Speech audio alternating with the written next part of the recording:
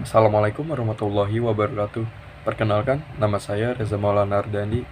Di sini saya akan menceritakan kembali mengenai teks hikayat si miskin.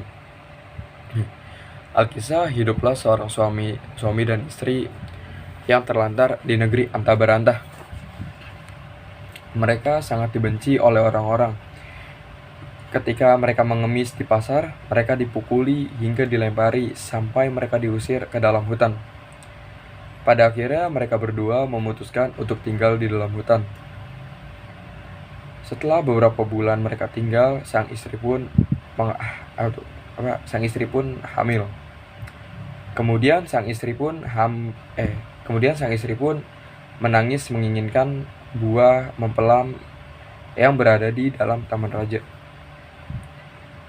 Sang suami pun iba kepada sang istri hingga dia meminta izin untuk pergi mencari buah mempelam.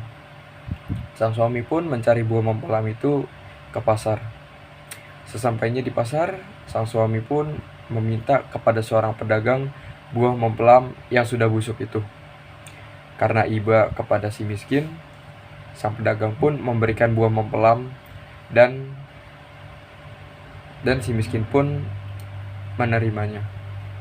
Selain mendapatkan buah mempelam, si miskin pun juga mendapatkan pakaian serta beras dari orang-orang di pasar.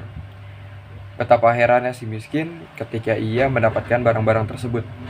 Dikarenakan dahulu ketika ia mengemis, dia dipukuli, dilempari kayu dan batu. Tetapi sekarang malah banyak orang yang peduli kepadanya. Kemudian si miskin pun kembali ke dalam hutan untuk menemui sang istri. Sang suami pun kembali ke dalam hutan untuk menemui sang istri. Sesampainya di hutan, sang suami pun memberikan buah mempelam yang sudah dia dapatkan dari pasar kepada sang istri. Sang istri pun sangat senang dan memakan buah mempelam tersebut. Di saat sang istri sedang memakan buah mempelam tersebut, sang suami pun bercerita apa yang sudah terjadi kepadanya saat di pasar tadi. Mendengar akan hal itu, sang istri pun marah karena buah mempelam yang suaminya bawa ini bukan dari dalam taman sang raja, melainkan dari pasar. Karena melihat istrinya menangis lagi, sang suami pun kembali pergi ke istana untuk meminta buah mempelam yang ada di dalam taman raja. Sang suami pun bertemu dengan sang raja. Ia memohon kepada raja untuk memberikannya buah mempelam yang sudah jatuh ke tanah tersebut. Iba akan si miskin, sang raja pun memberikan setangkai buah mempelam kepada si miskin. Si miskin pun sangat berterima kasih kepada sang raja. Si miskin pun kembali ke dalam hutan dan memberikan buah mempelam yang ia dapatkan dari dalam taman raja kepada sang istri. Sang istri pun senang karena